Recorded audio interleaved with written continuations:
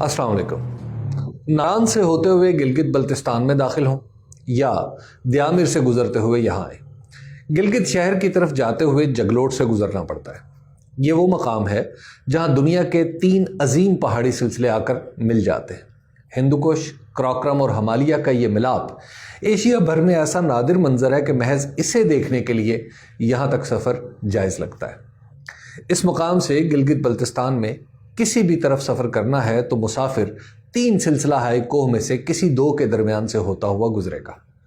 اگر شاہراہ کراکرم پر ہی سفر جاری ہے تو پھر یہ ہندوکش اور ہمالیہ کے بیچ سے گزرتی ہوئی آخر کار سلسلہ کراکرم میں داخل ہو جاتی ہے اور چین کو پاکستان سے جوڑ دیتی ہے۔ جگلوٹ سے ہی دریائے سندھ کو اپنے دائیں طرف رکھ کر چلتے جائیں تو شاہراہ کراکرم سے نکلتی ہوئی ایک سڑک سکردو یعنی بلتستان کی طرف چلنے لگتی ہے۔ گویا 3 پہاڑی سلسلوں کا نقطہ اتصال دراصل دیامر، گلگت اور بلتستان کو الگ بھی کرتا ہے۔ یہیں سے شینا زبان کا ایک نیا لہجہ پیدا ہوتا ہے جو ہنزا تک جا کر بروشسکی جیسی بالکل مختلف زبان میں ڈھل جاتا ہے۔ بلتستان میں داخل ہوتے ہی بلتی زبان سے واسطہ پڑتا ہے۔ کہیں پہاڑوں سے گرتے نالوں کے ساتھ ساتھ بسے گاؤں میں واقعی زبان بولی جاتی ہے تو کہیں کوئی اور بولی اظہار کا پیرایا بن جاتی ہے۔ 72,000 مربع کلومیٹر پر پھیلے گلگت بلتستان میں وادی بوادی زبانیں ہی الگ نہیں، نسلیں اور مسلک بھی جدا جدا ہیں۔ مختلف زبانوں کا مسئلہ اردو نے حل کر دیا ہے کہ ایک وادی کا شخص دوسری وادی کے باسی کو اردو میں حال دل کہہ سناتا ہے۔ نسلی تفاخر کا احساس پہلے تینوں وادیوں میں تھا، اب سمٹتا ہوا بس گاؤں دیہات میں رہ گیا ہے۔ مسلکی اختلاف پہلے بھڑکتا رہا، پھر سلگتا رہا، اب لگتا ہے بجھ ہی جائے گا۔ یہ سب اختلافات ایسے ہیں کہ ملک بھر میں کہیں نہ کہیں سر اٹھاتے رہتے ہیں۔ گلگت بلتستان میں جیسے 3 پہاڑ مل جاتے ہیں، بالکل اسی طرح یہ سارے اختلاف یا تضاد پاکستان کا نام آتے ہی اپنا وجود کھو بیٹھتے ہیں۔ نسل، مسلک، زبان کوئی بھی ہو، پاکستان سے محبت غیر مشروط، اور کوئی ہم سا ملے تو ہلکی سی کڑواہٹ کے ساتھ یہ شکوہ بھی کہ اب تک ہمیں پورا پاکستانی کیوں نہیں سمجھا گیا۔ اس شکوے کے جواب میں کسی بھی پاکستانی کے پاس سر جھکا لینے کے سوا کوئی چارہ نہیں۔ کوئی اپنے حکمرانوں کی تاریخی نالائکیوں کی وضاحت کہاں تک پیش کرے؟ آج کل تو لفظ نالائک جیسے ہی کان میں پڑے ذہن میں تحریک انصاف کی حکومت کی تصویر بن جاتی ہے، لیکن گلگت بلتستان کے الجھے ہوئے مسئلے کے پیچھے بھی ایک نالائکیوں کی داستان ہے۔ کہانی کچھ یوں ہے کہ پاکستان بننے کے بعد گلگت بلتستان کے لوگوں نے کشمیر سے علیحدگی اختیار کر لی تھی۔ اس علاقے میں تعینات ایک انگریز فوجی افسر میجر براؤن نے گلگت سکاؤٹس جیسی نیم فوجی تنظیم کے بل پر ڈوگرا حکومت ختم کر کے پشاور میں صوبائی حکومت کو پیغام بھیجا کہ گلگت کو پاکستان کے ساتھ ملا لیا جائے۔ پیغام ملنے کے چند دن بعد ہی ڈپٹی کمشنر سطح کے ایک افسر کو یہاں بھیجا گیا۔ اس دوران ایک عبوری حکومت بھی بن چکی تھی، یعنی اس علاقے پر کسی بھی خارجی قوت کی مدد کے بغیر مہاراجہ کشمیر کا عمل دخل ختم کیا جا چکا تھا۔ گلگت میں ہونے والی بغاوت کشمیر میں قبائلی مجاہدین کی مہم یا پاک بھارت جنگ سے بالکل غیر متعلق تھی۔ گلگت کی پاکستان میں شمولیت بالکل اسی اصول کے مطابق تھی جس کے تحت مختلف صوبے اس وفاق میں شامل ہوئے تھے، لیکن ہماری ازلی نالائکی کہ ہم نے اسے نہ صرف کشمیر کا حصہ سمجھا بلکہ اقوام متحدہ میں اس کی یہی حیثیت مان بھی لی۔ جب یہ مہلک غلطی ہو گئی تو پھر لکیر پیٹتے ہوئے ایک معاہدہ آزاد کشمیر کی عبوری حکومت سے کیا گیا، جس پر پاکستان کی طرف سے مشتاق احمد گورمانی، جو اس زمانے میں انچارج وزیر برائے امور کشمیر تھے، کے دستخط ہوئے۔ اس معاہدے کے تحت آزاد کشمیر کی حکومت نے گلگت بلتستان کے علاقے مکمل طور پر پاکستان کے حوالے کر دیے۔ اس معاہدے کو معاہدہ کراچی کہتے ہیں، جو کافی دیر خفیہ رہنے کے بعد 1990 میں سامنے آیا۔ اس معاہدے کے بعد پاکستان نے گلگت بلتستان کو آزاد قبائلی علاقہ جات کی طرح کنٹرول کرنا شروع کر دیا۔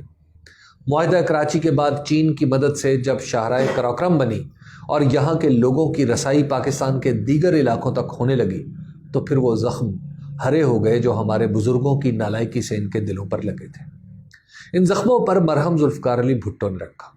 ڈوگرا راج کی یادگار راجہ شاہی کا ظلم ختم کیا، یہاں ٹیلی فون لگانے کے انتظامات کیے۔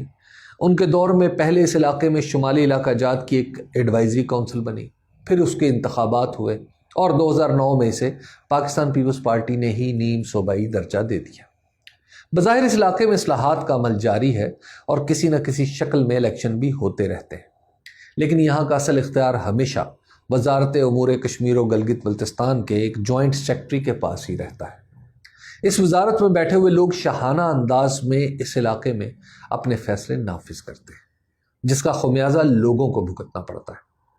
گلگت بلتستان کے لوگ تو کچھ ایسی کہانیاں سناتے ہیں جنہیں سن کر اس وزارت امور کشمیر و گلگت بلتستان سے گھن آتی ہے۔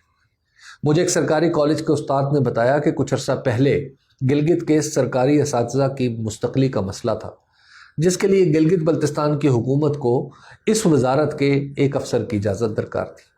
اساتذہ نے فیصلہ کیا کہ وہ خود اسلام آباد رابطہ کر کے اس مسئلے کو حل کر لیں گے۔ جب اساتذہ کے نمائندوں کو وزارت میں رسائی ملی تو وہیں موجود ایک شخص نے ان سے کام کرانے کے لیے مخصوص رقم طلب کی اور کہا پیسے لے آؤ، شام تک کام ہو جائے گا۔ یہ سن کر اساتذہ کے نمائندے اپنا سا منہ لے کر گلگت لوٹ آئے۔ بعد میں یہ معاملہ وزیر اعظم کی مداخلت سے حل ہوا۔ 2015 میں مسلم لیگ نون کی حکومت نے سرتاج عزیز کی سربراہی میں ایک کمیٹی بنائی تھی، جس نے طویل غور و خوض کے بعد اپنی رپورٹ میں گلگت بلتستان کو عبوری صوبہ بنانے کی تجویز دی، یعنی دستور میں ترمیم کر کے یہ گنجائش پیدا کی جائے کہ مسئلہ کشمیر کے حل تک اس علاقے کو وہ تمام اختیارات حاصل ہوں گے جو پاکستان کے دیگر صوبوں کو ملتے ہیں۔ یہ تجویز بڑی حد تک مقامی لوگوں کے جذبات کی ترجمانی کرتی ہے، لیکن اس میں خامی یہ ہے کہ اس کے مطابق سینٹ میں گلگت بلتستان کی نمائندگی دیگر صوبوں سے کم ہوگی، یعنی عبوری طور پر بھی یہاں کے لوگوں کو مکمل پاکستانی کی حیثیت نہیں ملے گی۔ اگر ایسا کیا جاتا ہے تو یہ پرانی غلطیوں کو دہرانے کے سوا کچھ نہیں۔ مان لیا کہ ہم 72 سال پہلے کی غلطی کی وجہ سے عبوری صوبے سے آگے نہیں بڑھ سکتے، لیکن سوال یہ ہے کہ جب لفظ عبوری دستور میں شامل کر لیا جائے گا تو پھر اس کے تحت سینٹ میں دوسرے صوبوں کے برابر حیثیت عبوری طور پر کیوں نہیں دی جا سکتی؟ آج کی تاریخ میں کوئی یہ نہیں کہہ سکتا کہ مسئلہ کشمیر کب اور کیسے حل ہوگا، لیکن یہ طے ہے کہ گلگت بلتستان پاکستان کا حصہ ہے، اس لیے یہاں کے لوگوں کو وہ تمام حقوق ملنے چاہیے جو لاہور، کراچی، پشاور اور کوئٹہ کے لوگوں کو حاصل ہے۔ کوئی بھی ادھورا کام نہ صرف اس علاقے میں بے چینی بڑھا دے گا بلکہ سی پیک پر بھی منفی اثرات ڈالے گا۔ جو بھی کرنا ہے یہ سوچ کر کرنا ہے کہ جیسے 3 پہاڑی سلسلے جگلوٹ میں اکٹھے ہوتے ہیں تو الگ بھی وہیں سے ہوتے ہیں۔ ہمیں یہ بھی نہیں بھولنا کہ پاکستان اپنے حصے کی غلطیاں کر چکا، ہمیں نئی غلطیوں سے بچنا ہی چاہیے۔